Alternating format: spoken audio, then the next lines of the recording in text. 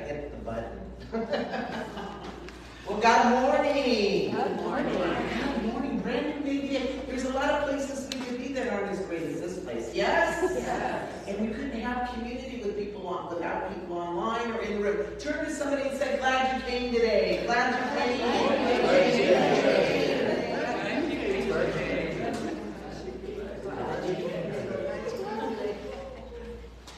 So I want to thank Reverend Suzanne for having me back. And wasn't that meditation amazing? Can we give it up for her? I'm a picky meditator, so I think I did meditation. So there's a lot of judgment going around these days. And you notice it's getting kind of dark. And you know what they say? They say you should never judge somebody unless you walk a mile in their shoes. That way you'll be a mile away and you have their shoes. We need a little levity. It's getting kind of crazy out there, isn't it? You know, I was putting together this talk and I draw from a lot of different materials. I watch podcasts, I read blogs, I open up Science of Mind and different books. And there was something I came across. You ever come across something that triggers an old memory?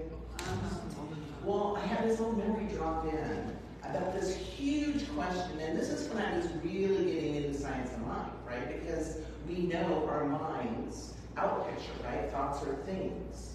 And I came across this question. Ooh, this is a big question. You've probably heard it before. What would you do if you knew you could not fail? What would you do? That's huge, isn't it? It's like you got this magic wand, and you can just wave it, and it's going to happen. That's a big responsibility, thoughts or things. And I remember thinking for days and days, and here's what I came up with. You know what I came up with? If I knew I couldn't fail, if I really believed that I would go out and influence everybody in the world to choose faith over fear. Because if there's an enemy anywhere out there, it's fear. And sadly, it lives within all of us, right? And sometimes fear is a good thing to help us make some, you know, the lion king in the room, I should be afraid, right? But you give it a run, right? There's a right place for fear, but it gets blown out of proportion. Everyone's using it as a tool, and we know this right now, and I won't get into any politics, but it's become the fear and the anxiety and the separation discussion. And here's what I believe fear really is. Fear to me is a symptom of disconnect from your power, from your higher power. Because when you know you are connected to a power that loves you, that supports you, that is all-powerful, all-knowing, everywhere and always unfolding for your highest and best good, how could you be afraid of anything? You couldn't. It's when we fall back into our ego-based beliefs that we are what we have, what we do, what others think of us, that we're this body, and that we're separate. That's when the fear narrative can get in. So I mean, right, the next time you feel a little fear creep in, right? Feel a little fear creep in, that's the time to go to your meditation. That's the time to go to your prayer. That's the time to go to the high truth. And you know, sometimes it's hard. Life's events can be pretty daunting and scary, and that's why you have spiritual community. We're all here to remind each other. You know, reach out to Reverend Suzanne or some of the people in your congregation, because we're here to remind each other. We're all a piece of the divine, and we have a senior partner. That's all powerful. Got all the money, got all the resources, and all the rooms we need to be in. And here's the thing, too, about this fear-based thinking, ego-based consciousness, is it wants three things. It wants three things. It wants comfort, it wants control, and it wants acceptance. And it will sacrifice comfort and acceptance for control, because there's a belief that our mind likes to play, right? Sometimes, if only if I could change that condition out there, or make this person behave a certain way. I remember early on in a relationship, I get in a relationship and I'm like, I could change her. It didn't work. And it made us both miserable. But this is kind of the narrative that the world likes to tell us, right? That if we just go out there and we get something or get someone and we'll do the thing and we'll be whatever it is, right? So if I get the right partner, we'll do loving things and I'll feel love. But the problem is when the partners come home, what happens?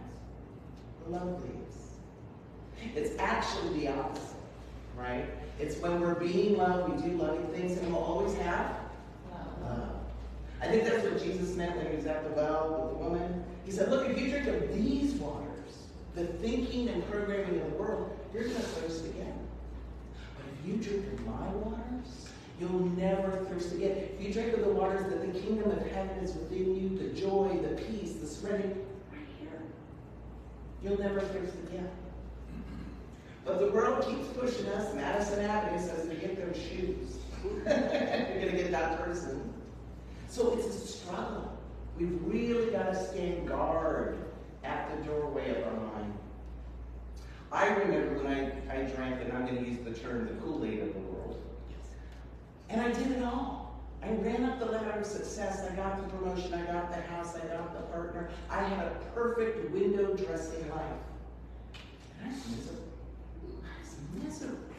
Nothing in my life reflected anything that was authentically me. That prescription for success and happiness, it didn't work.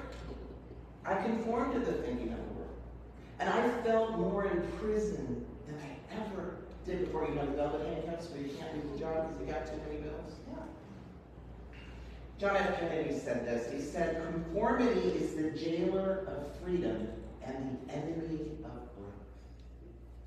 Conformity. Because here's the thing, nobody is a formula. Nobody is a one-size-fits-all. And we all came here with a unique presence to express in the world that's divinely appointed. That seed of your heart that's telling you to do the thing. You know, John Denver was supposed to be a dentist. I don't know if people knew that. He came from a long line of dentists. And he's like, no, I want to go play music. What if he hadn't listened to that? What if he didn't choose to follow his heart? We wouldn't know all that beautiful music. So the challenge is to stay away from the programming and the pull of the world's thinking and stay in our own divine mind. You know, Ernest Holmes says that practically the whole human race is hypnotized because it thinks what someone else told it to think. So he's kind of practical. You see some hypnotized people sometimes. I see them in Walmart. I see them here. So after my window dressing life fell apart, and it did, I had a moment of crisis, you know, because I wasn't the superintendent anymore, I didn't have a partner anymore, I wasn't a homeowner anymore. You know, all those labels that we kind of hand out at cocktail parties. And I went on a journey to rediscover myself from a different vantage point. And I had just come back into Science of Mind teaching, which was perfect timing. Because I think in community we can get reflections and support of ourselves as we are that we won't get in the world. Right? We're told we're a little crazy. And so I went on this journey to rediscover what I love, my talents, what I can do. And I went into practitionership, and then I knew I wanted to speak and teach. And I kept hearing this other little voice going, you're a minister. No, I'm not. I kept resisting. You know, but even at 6 years old, I was burying little dead blackbirds and giving them a funeral. It was very cute. And saying a few words. I mean, the breadcrumbs had always been there. And then finally, I heard a message by Reverend Dr. Georgia, and she was talking about Science of Mind. You can have anything you want, and we want you to have things. And I'm like, yeah, I like this sermon. She goes, but you can't be anyone you want to be. You can only be who you are. And shortly after that, I entered ministerial school. But here's the cool thing. Once I said yes to the truth I knew inside, once you say yes to that truth, all kinds of crazy things happened. Doors were opening. I joined the Amani Center, was on their ministerial council. People were asking me to talk. Things I could never make happen, but I could make welcome because I made a choice based on an authentic direction coming from me, not what was in the programming of the world. So that's our job. Our job is to use the power of choice. It's the most powerful tool we have. And if you don't consciously use it, someone will program it for you. And we know these little programs, right? Early bird gets the worm. Good things come to those who wait. Which is it? How do we all know that? Right? So there's these little mind programs floating around, and we've got to stand guard here. So that's why I called today's talk, Choose It or Lose It. The most powerful tool you have. You've got to choose to use your ability to consciously make the decision based on your soul, your values, your vision, not the world that's pulling it. And that's hard sometimes. I was in an interview a few years ago, and I like to wear the flat cap. I just do, it's me. And the person on the panel asked me why I wear it, and that, maybe I shouldn't be wearing it in this situation. And I think I said something like, God's in a cap. I just, like you want me to betray myself to make you happy, and that will never make anyone happy, really, right? So we have always these little choices we've got to make. Maybe you're being invited to some party that you really don't want to go, but you feel like you have to, right? Now you're betraying yourself. And you can use your ability to choose, this isn't for me, this isn't what I'm being called to do. And when we do that, we honor not only ourselves, but we actually honor everybody else, whether they see it or not. You know who knew a lot about the power to choose was Viktor Frankl. So there's another place, if we're not careful, we'll slip. And it's our tendency to react versus respond. So a reaction is something that just slips out right away. And it typically comes from our programming or our wounded spaces. Anybody know that? Reaction, response. And generally it comes from our fear brain, which is here in the amygdala. I call it the crazy brain. Yeah, nothing good ever comes when you're in that brain. This is what we do, we zip it up. But when we can take a beat and a breath, and the breath will connect you back to your body, you can move to this part, the thinking, planning, respond brain, right? And this is the way Viktor Frankl puts it. He says, between stimulus and response is a space. The power to choose our response. In our response lies our growth and freedom. In our response, our ability to choose our response.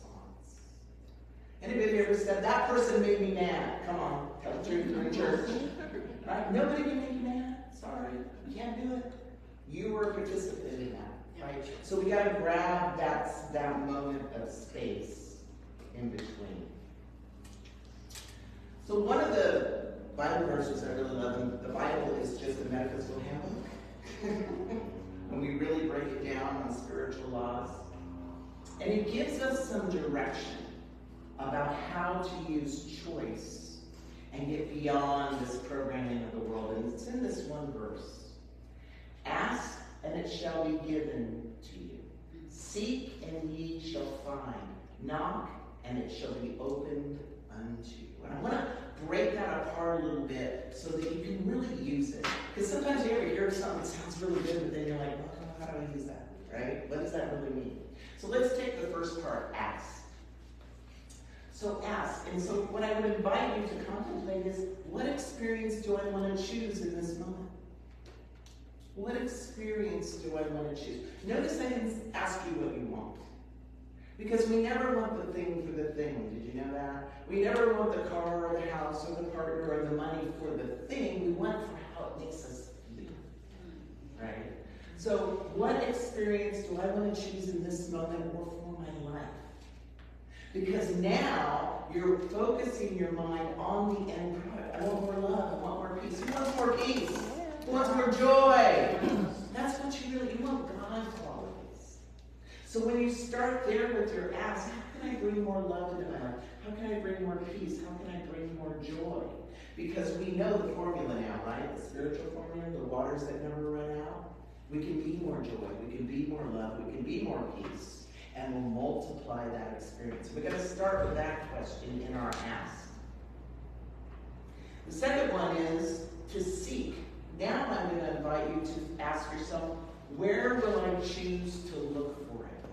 Where will I choose to look for it? This is very important, that you're looking with an expectancy to find Anybody hear of the reticular activating system in our brains? Yes. Anybody know about that? It's a filter. It's a filter. It will filter out everything to the exclusion of what you're looking for, what you believe is there. So it kind of explains a lot of things, but in this case, you're choosing to look for that thing that you want, love, and now you're seeing love everywhere. I have this little exercise that I do with some of my clients, and you're welcome to do it when you leave here today. I call it putting on the eyes of love. And so I invite them for a whole week to look for acts of love. People opening the doors, people smiling, people saying hello. And then when we meet again, they're like, gosh, I didn't realize there was so much love around me, right? Because they filtered out everything to the exclusion of that. You ever say to yourself, I can't find my keys? And they're sitting like that, but you can't see them. You filtered it out. I had that in my sunglasses on my head once. It was really embarrassing. The next part is to knock. It's an action. We gotta take action. Nothing amplifies our intention more than action. And here's the cool thing. It really doesn't matter what you do. It just tells the universe you're serious. You know, my dog Sammy, about this high, little Cholini, she could open any door in the house. You know what she'd do? She'd go right up to that door, put her nose at it, and this magical hand would come over and turn it. And we laugh at that. But you know, when I said yes to ministry, there was a magical hand opening doors I could never open. That's the power of taking action and moving forward. So it doesn't really matter what you do, because you'll be directed to your good. You know, Henry David Thoreau captured it beautifully in this quote. He said, if one advances confidently in the direction of his dreams and endeavors to live the life which he has imagined, we will meet with success unexpected in common hours. Just capture all of that right there. I experienced this in my life. So when I was very young, I wanted to be a softball pitcher. And I was terrible at softball. No, I was bad. I couldn't hit, I couldn't throw, couldn't catch. I played left out, literally. I won't bench. But something inside me said, I'm a pitcher. I know I am. So I go home, I take out my cardboard box, I pace off the steps, I throw the ball, some would go over to the neighbor's yard, or it was bad. It was really bad. But I just knew. And so I asked somebody one day, how do you get to become a pitcher? They said, oh, only the kid of the coach gets to be the pitcher. And I went, oh no. My mom hated sports, and I had no family members that wanted to coach. But the next year, the next season, I got put on a team. The uncle was coaching, and the other kid didn't want to pitch. So the first thing he announces, who pitches? I'm like, me. See, I asked. I saw it, and I took action, and I magically, that hand put me on the right team. Not only did I get to pitch on that team that year, it took me all the way to college, and I had a softball scholarship. Mm-hmm. So, big things have small beginnings. So what's been knocking at your heart? Where is your sacred yes you might be resisting? And are you allowing the program of the world to say, I'm too, what? Old, I'm too poor, I'm too dumb. It's true. Or I'm not smart enough. I'm not, right? We know the twos and the nots. If that's going on, guess who's running the show? Guess who just took your ability to choose? The programming of the world. So I want to invite you to choose what is really good and acceptable and perfect for you, no matter what they say out there.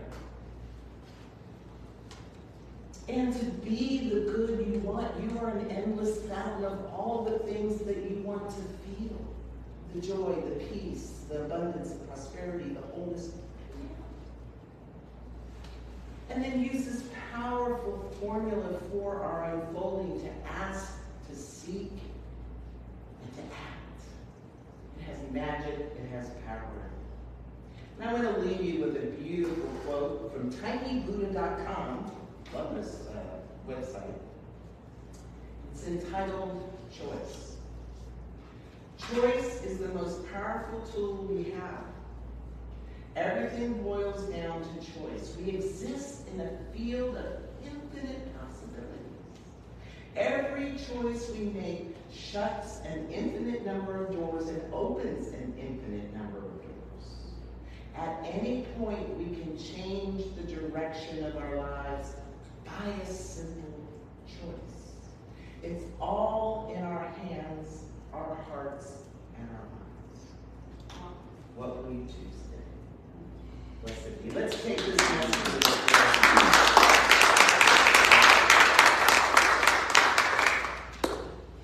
As we just drop into that inner sanctuary of our being, that divine space within us that was never born and never dies, that's always whispering to us the next right unfolding of our being.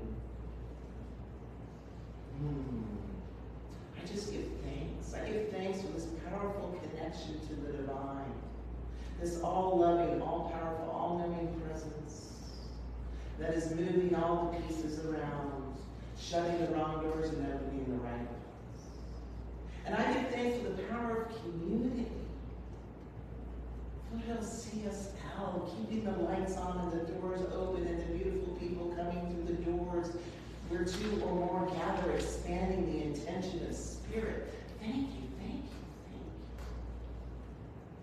you. And I rest in this word, I release it, knowing each and every person who's heard my voice online and in this room feels their deep connection to their inner sanctuary and chooses from that place which Spirit is calling us to. I release this word, and together we say, so